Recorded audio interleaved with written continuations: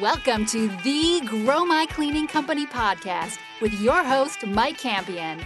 If you are passionate about the cleaning industry, you are in the right place. Love what you hear? Spread the word and tell the cleaning world this is the place to be.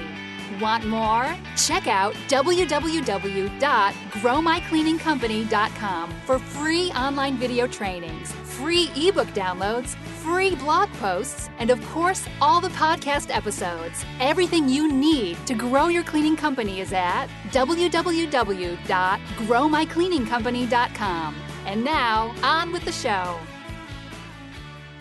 Welcome to the Grow My Cleaning Company podcast, the place for everything you need to know to grow your cleaning company. If you love the show, and of course you do, be a pal, tell a friend, grow the community. We'll be best friends forever. Today, we are chatting with Stephanie Ospitale from Ospitality's Cleaning Service. Ospitality's has been serving the Walterboro, South Carolina area with residential cleaning since 1979. If you want to reach out to Stephanie or team, you can get a hold of them at www.ospitaliescleaning.sc for South Carolina, I'd imagine. Stephanie, say hello to Cleaning Nation. Hello, how are you? Fantastic. So glad to have you on the show today. Would love to hear a little bit about 1979. That's awesome. How did you get into the business and what drew you to the cleaning industry? Well, my ex-husband and I came down to South Carolina to farm, and we realized that we didn't have enough money after we bought our place. So I went to work for this lady who eventually went back to Wisconsin, and that's how I started my cleaning service. Oh, fantastic. And you've been doing it since 1979? Yes, sir. Awesome. How many employees do you have nowadays?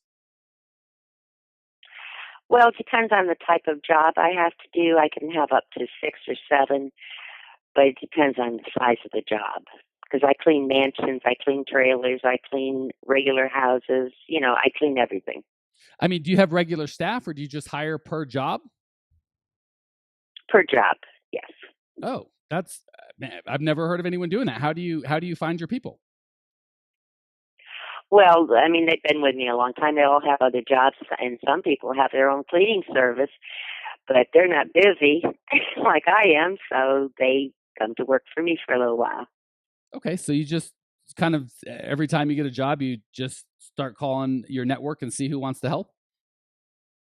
Yes. Interesting. Okay, cool. So you're in South Carolina. Are you, you mentioned that you came out there with your ex-husband. Are you married? Do you have kids? What do you do in your spare time?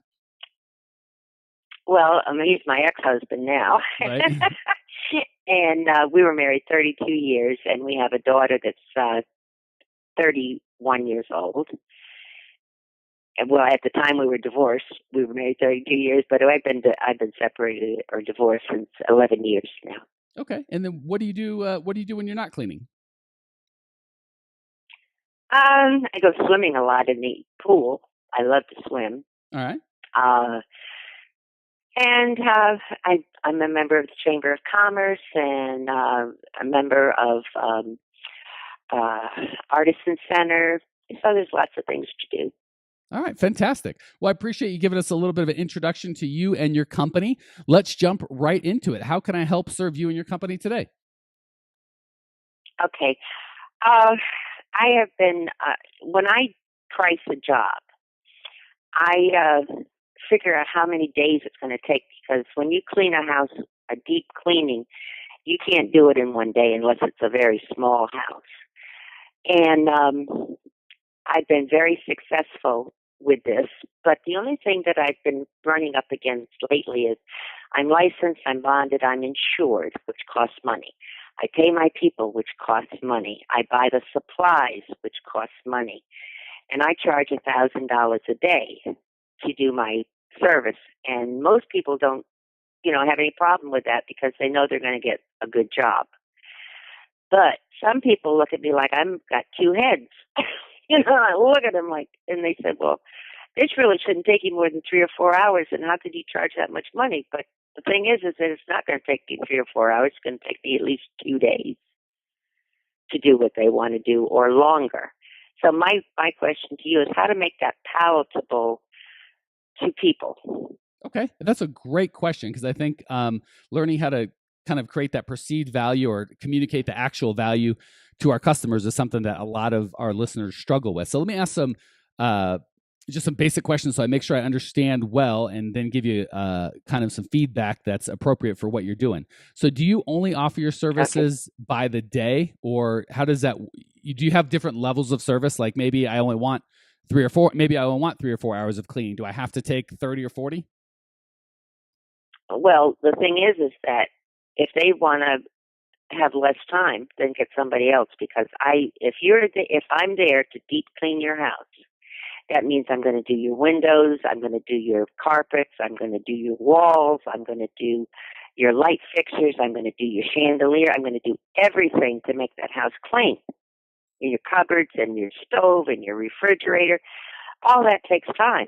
Now, if they don't want to use me, if they think my price is outrageous, then call maid service, because that's what they get. Okay, so it sounds like, again, I don't want to put words in your mouth, but I want to make sure I understand where you're coming from. Sounds like you've kind of picked out a niche where you're not a maid service, you only do deep cleaning. Is that correct? Right, that's my niche. Yes, it is. Okay, perfect. And I love that niche. So do you have a minimum when you go out to a house of minimum dollars or hours that they must purchase to use your services? Well, if I do carpets, I charge $175 for up to and including 500 square feet. If it's more, of course, it's more money. But I don't really have a minimum of hours. I just look at the house and determine how many days. That's the thing. I determine how many days it's going to take me using X amount of people. All right. So is it a minimum of 1 day? Can I, if I don't want? That's $1,000. Right, but is that a minimum? 1 day is $1,000. Do you ever do less than 1 day, I guess is what I'm asking. No. Okay. No. So you've got $1,000 minimum, because I can't purchase less than a day, and a day is $1,000. Right. Got it. Okay. And if you want your house the way I intend to clean it, you might have to pay for 2 days or 3 days. I mean, I got a house right now that I'm doing that it's going to take us 3.5 days. I charged the woman for 3 days, so I'm eating the half a day because I'm not going to charge her. I gave her a price.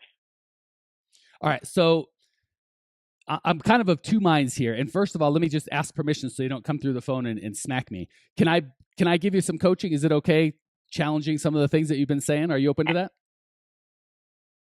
Absolutely. That's why I'm on the phone with you. All right. Just wanted to make sure I got permission. So it's on the record that I asked if it was okay. So first of all, I really like niching. I like that you're not saying, I'm a maid service, I'm trying to compete with every other maid service. I only want to do deep cleaning. So I support that 1,000%. I think that's an excellent position of, we're the deep cleaners. If you just want dusting and trash and maybe someone to spray some Windex on your bathroom fixtures, we're not it. We're only doing deep cleaning. That part I'm 100% behind. Right. The part where I think you might be holding yourself back is I've gotten a lot of, you as a person, you as the service provider are dictating to me as a customer, or whoever is the customer, what level of service they must receive. Like if you say, hey, your house needs 2 days of cleaning and I'm only willing to offer this single service, and if you don't like it, pound sand, that's where I'd probably back it off, because it's not your house, and you have that right 100% in your house. If you say, hey, when I clean my house, it's got to be to this standard, totally fine. But when you're cleaning other people's house, especially if they're paying you for it, I would encourage you to really think through and walk through with them what they want and what's going to serve them. And if they don't want the walls done or this done or that done, that doesn't mean you have to go to maid service. Maybe you say, hey, there's this minimum standard. If it's just basic maid service, that's not what we do. We only do a deep clean. But if you think it takes 3 days, but they're like, I don't need that deep of a clean, I only need a day and a half or 2 days, or can you back it off? I would encourage you to be more finding out what they want, what their pain is, what they're trying to accomplish. And if that fits what you do, serve it. But I don't understand. It seems like it's a little arbitrary in terms of you just decide in your mind, this is the cleaning your house needs, as opposed to being consultative and asking the customer what their goals are. Does that make sense? Well, yeah, it does. And what I do is I go in and ask the customer, I give them the price. So what they expect, what they want done. I do that. But I tried doing what you're suggesting by not doing the job that I intend to do. And what I found is that people are disappointed. because the job is not Ospitale's job. And they are dissatisfied, and that's when you have a bad reputation. So I'm not willing to do what you're saying, because either they want their house cleaned or they want a maid service. Okay, so can you understand that? 100%. I do this day in, day out, and I get a lot of that kind of feedback. Well, I tried that once, so it doesn't work. The problem is it does work, because there's people making millions of dollars in all sorts of ways. It's just the way that you did it wasn't effective. So what I'd like to coach you on is how to be effective in A, getting the people to pay the prices that you want and that make sense, but B, to communicate in such a way where everybody's happy with the outcome. It doesn't work if you're not happy because you didn't get paid enough and you put in a bunch of work. It certainly doesn't work if they're not happy because they feel like you didn't do a good job. Fair? Right. That's what I can. That's what I'm. That's one of my dilemmas, because, like you say, they only want to pay $1,000, but then they're going to have to sacrifice something, because I'm not going to do a $2,000 job for $1,000. Right. So what we need to do, or what you need to do, is work on the clarity and the documentation. And this especially works when you've got, it's one thing on a house, but I work with customers that do, $20,000, $30,000 a month contracts with, large facilities where the scope of work is really important. And you can have scope creep where they say we want X and Y, but then when you get there, they want X, Y, Z, and A and B as well. So it's very important that you get a system in place. I've come across that too. Right. So again, if I promise, if I can help people that are doing $20,000 a month contracts, I can definitely help you do your $1,000 a day contract. So the way you avoid scope creep is you've got to create a system and documentation process. So first of all, you're going to systematize the sales process in such a way where you're very clear on what they want, and then you're very clear, and this is the documentation piece, on what you're offering. So I like good, better, and best services. I don't like best only. This is the only option we have, and that's all you get. So if you've got good, better, and best, and those good, better, and best are documented and extremely clear on what they do cover and what they don't cover, it gives you a nice option when you want to give them, when they tell you, I want best, but then when you talk about budget and they tell you, I can only afford good, you've got pre-printed sheets and documentation that they're going to sign off on. Go ahead. Yes, that's what I just did that. I got my a contract. I had a contract made up, and this is the price if you do this, this, this, and this. And if you don't want to do that, cross it out and initial it. Right, and that's so not what that's not what I'm talking about. What I'm talking about is, you're saying? I'm sorry, Steph. Only one of us can talk at a time. Go ahead. Okay, so what I'm trying to explain is we're not looking for a contract where they're crossing off and initialing. That's a poor system that's set up for a lot of. It's not already set up. The way you create a system is you create your good, better, and best based on your customers' feedback. So you don't put that together based on here's what I want to do, or here's what I think they need, or here's how their house should be cleaned. You get your customers' feedback in terms of what levels of service do they want, what is important to them. And then you have a discussion at the beginning about exactly what they want. And then when you talk budget, if they've got a best desire for their house to be cleaned, and they said, I want all these things, but they've got a good budget and they only want to pay for another amount of things. You don't have this huge list that you're constantly Go ahead. No, I was just saying, okay, I understand that. That's good. Yeah, so you don't have a big list that you're constantly crossing off and initialing, because then there gets to be, well, I didn't understand, and that was confusing, and you're custom doing it for every client you run into. There's a lot of opportunity for mistakes and miscommunications. If you've just got one sheet or 3 sheets that are pre-made, they're beautiful, they've got graphics, and it shows exactly what's covered and exactly what's not covered, just like when you go to the car wash and like, hey, for $5 we do this, and for $6 we do that, and for $7 we do that. It's very clear, and you can't say, well, I thought you were going to do my tires for $5 and you didn't. You can go, look, here's our documentation that we use for every customer. It's always the same. There's no crossing off, and I didn't understand, and I thought I was signing this, and you thought. There's none of that. There's just a clear picture of here's exactly what we offer, and here's exactly what's covered. That way it's already ready. There's a system. The customer feels like you know what you're doing. You've got your stuff together, and it's very clear in terms of here's what I paid for, here's what I got. Yeah, that's great. That's a great idea, and I'm going to incorporate that. I'm going to think about it and incorporate that. Perfect. And then the big thing is when you do that, you've got to, again, don't just go by what you think customers want or need or should need. Ask them and go to some of your favorite customers that you really got along with and say, hey, I'm trying to put together a good, better, best scenario. You don't have to call it good, better, best. You can call it silver, gold, platinum, or, make up a name that's fun if you like. But ask your best customers, what do you think should be on the good? And then for you, put a minimum standard of performance that might only be $500 or $1,000 or, a little cheaper.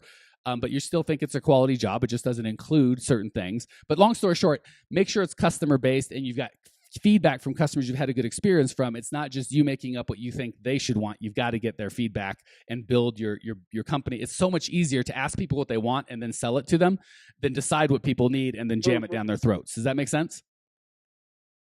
Yes, it absolutely does. That's a great idea. Thank you. Cool. Glad I could help. So just to sum up, and then we'll move on to the lightning round. Step 1 is to kind of understand that you're not going to be everything to everybody. If someone just wants you to come in and dust, you just tell them that's not what we do. And that's fine. I encourage that 1,000%. You can't, as soon as you try and be everything to everybody, you're going to be nothing to nobody. So I love that you've got your niche and I'm totally comfortable with that. Step 2 is within that niche, you still recognize that there are people that want more than a maid service, but maybe not a full detailed overhaul, 50, 70, 80 hours of work. And you kind of grade a good, better, best system within that. The third step is the second step. First, you go to your customers and say, I'm trying to, I don't want to be a maid service. So I'm just not interested in that. And that's not what I'm talking about.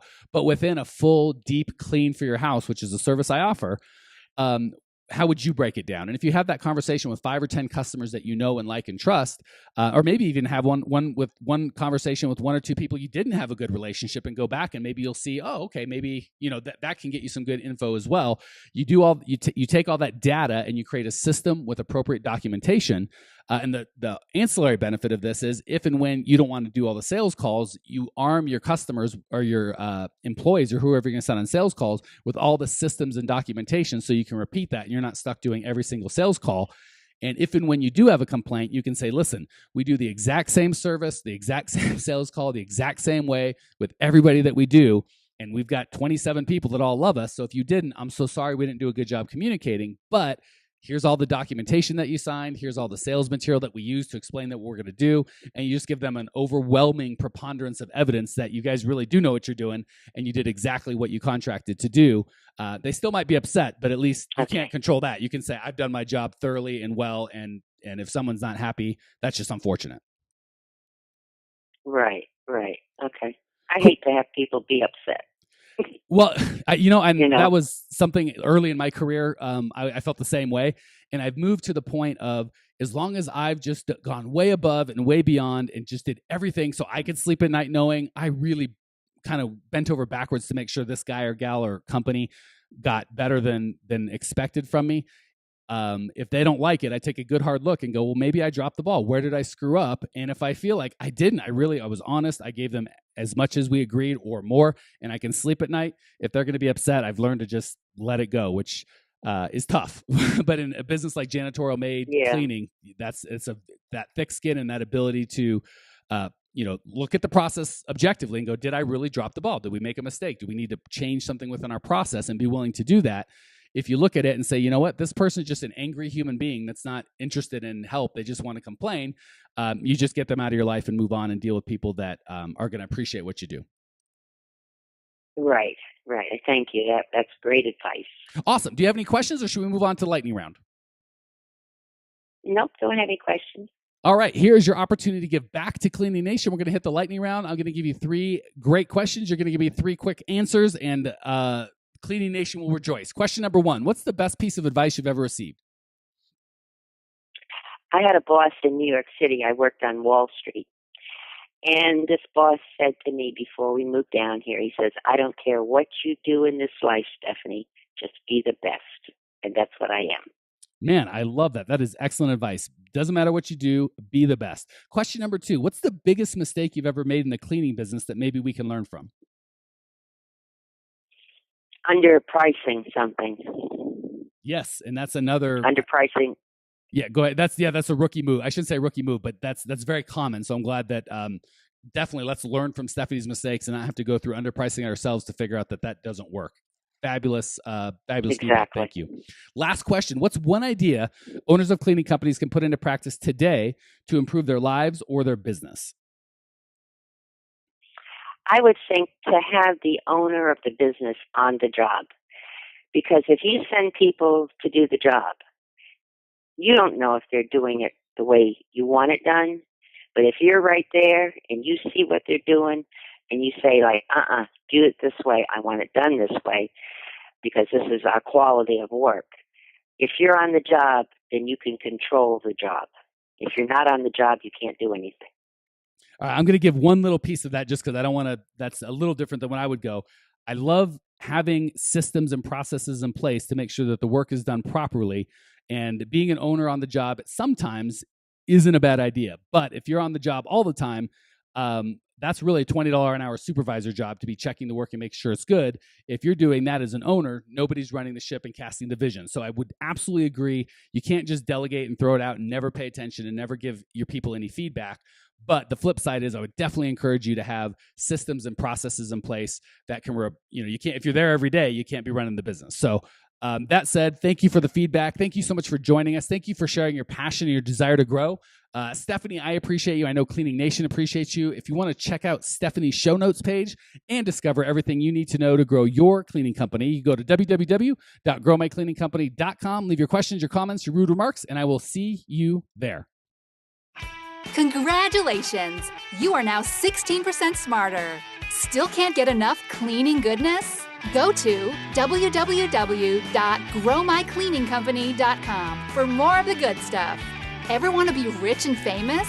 Owners of cleaning companies as well as industry experts can apply to be featured on the show by emailing our producer Natalie at support@growmycleaningcompany.com.